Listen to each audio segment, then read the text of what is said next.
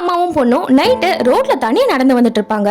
அப்போ இவங்க பின்னாடி 2 பேரு இவங்கள ஃபாலோ பண்ணிட்டு வருவாங்க. நல்ல வேலையா அந்த ரோட்ல ரிக்ஷா ஓட்டுற தாத்தா ஒருத்தர் இந்த அம்மாவையும் பொண்ணையும் தன்னோட ரிக்ஷால ஏத்திக்கிட்டு பத்திரமா வீட்ல டிராப் பண்ணுவாரு.